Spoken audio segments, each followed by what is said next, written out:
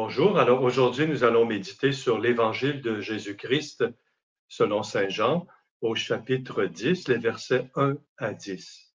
Alléluia, Alléluia,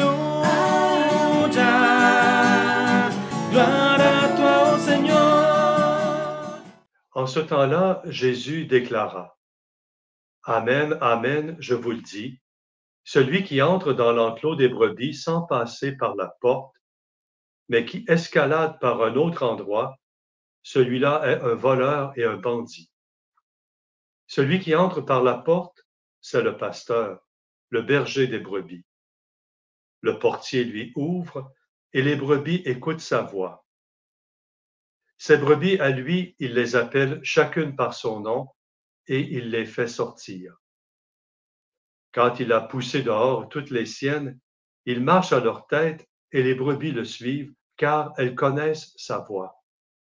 Jamais elles ne suivront un étranger, mais elles s'enfuiront loin de lui car elles ne connaissent pas la voix des étrangers. Jésus employa cette image pour s'adresser aux pharisiens, mais eux ne comprirent pas de quoi il leur parlait. C'est pourquoi Jésus reprit la parole. Amen, amen, je vous le dis, moi, je suis la porte des brebis.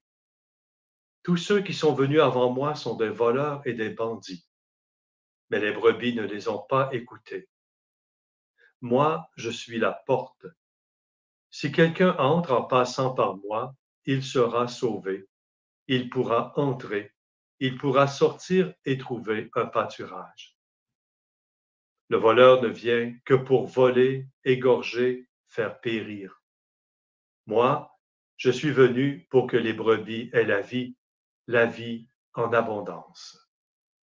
Acclamons cette parole de Dieu. Louange à toi, Seigneur Jésus.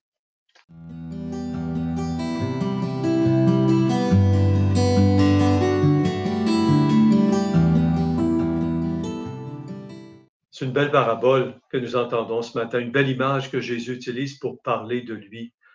Il s'adresse aux pharisiens qui ne comprennent pas très bien qui il est. Et donc, pour parler de lui, pour leur révéler son identité, pour les aider à comprendre qui il est, Jésus emploie deux images, celle du berger et celle de la porte. Et chacune de ces images, j'avais remarqué, est introduite par cette affirmation « Je suis ».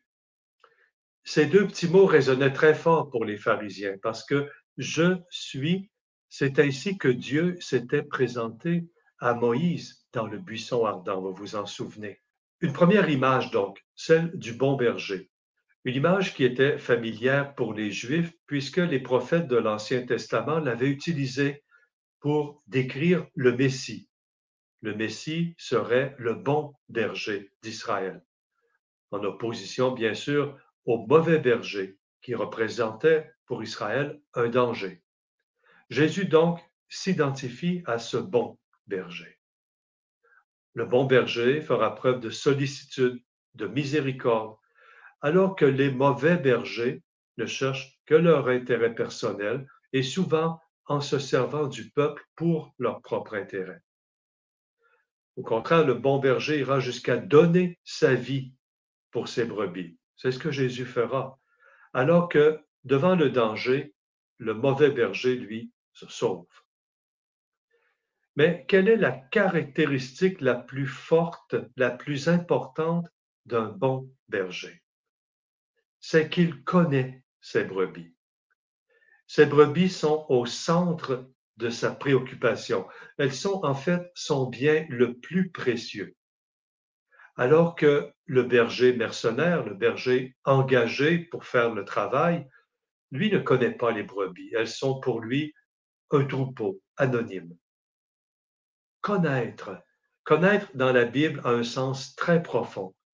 Il ne s'agit pas, comme on peut penser, nous, que connaître est une expérience intellectuelle. Nous ne sommes pas connus comme on connaît un dossier médical ou comme on connaît notre CV. Connaître dans la Bible, c'est une expérience amoureuse, intime, une connaissance de notre identité profonde, de nos besoins, une connaissance qui va au-delà même de l'image que nous avons de nous-mêmes ou que les autres ont de nous-mêmes, une connaissance du profond de notre être. Tel est le bon berger. Il nous connaît profondément, peut-être même parfois mieux que nous-mêmes. Et Jésus va introduire une nouveauté ici en parlant de lui comme berger. Il n'est pas seulement un berger qui conduit, il est un berger qui donne, un berger qui nourrit. Il écrit, je suis venu pour que les brebis aient la vie en abondance.